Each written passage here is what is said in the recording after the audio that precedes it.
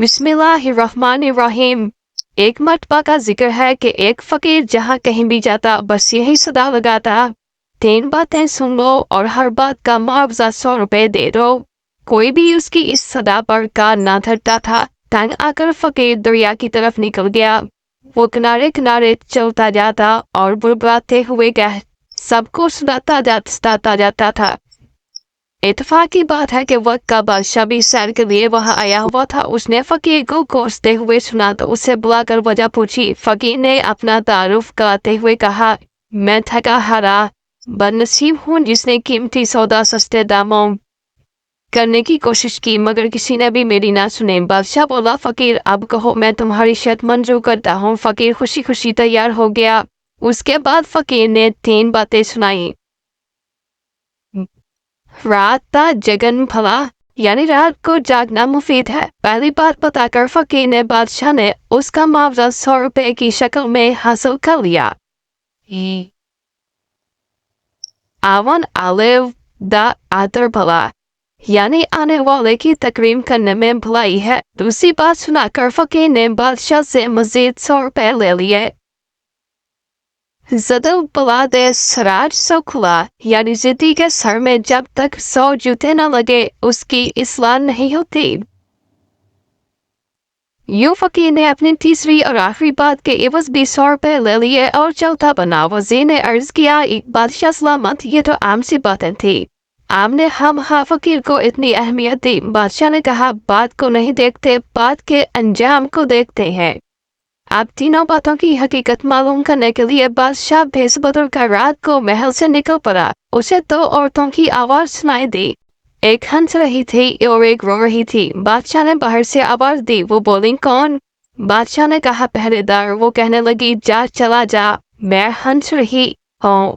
मेरा नाम तदबीर है और जो रो रही है उसका नाम तकदीर है। बादशाह ने अंदर झांक कर देखा तो खूबसूरत औरतों के चेहरे दिखाई दिए। दोनों ने कहा, इस मुल्क के बादशाह को शाहीबाग के पेपो का सांप उस डस लेगा जिसके बायस बादशाह की मौत वाक़या हो गई। बादशाह वहां से रुखसत होकर सीधा अपने महल में पहुंचा। अब वो इस बात की सदाकत को परखना चाहता था। उसने शाही खजाने से सदका तो हैरात की तकसीम शुरू कर दी।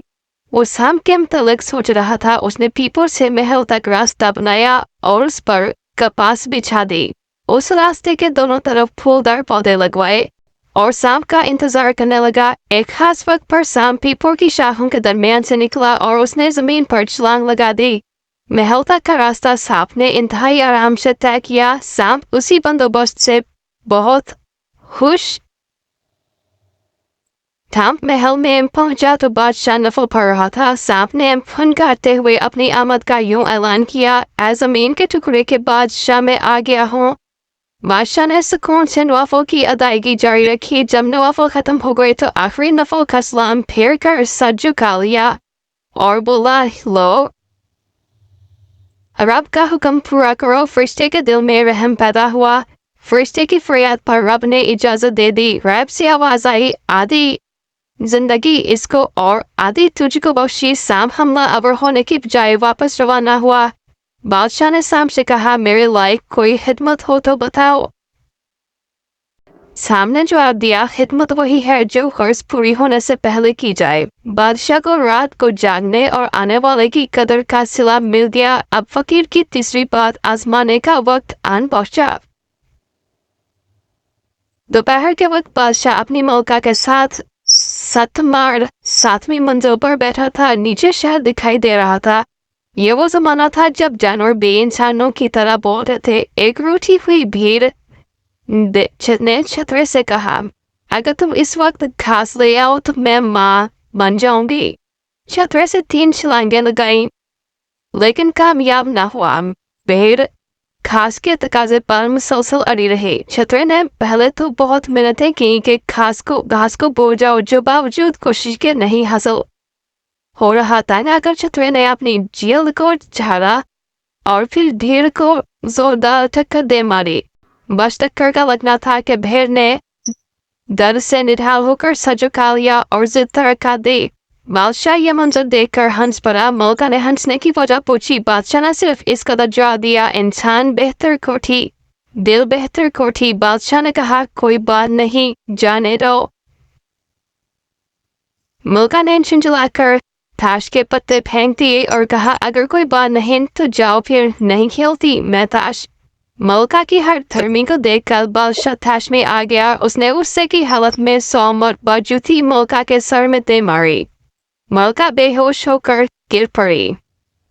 इस वाक़या के बाद मलका आज किसी से उसका हाल न पूछेगी। मुराद ये है कि कभी अधूरी बातों का मतलब न पूछेगी। इस तरह फुगेर की तीसरी बात की सच्चाई भी बादशाह पर आश्कारा हो गई।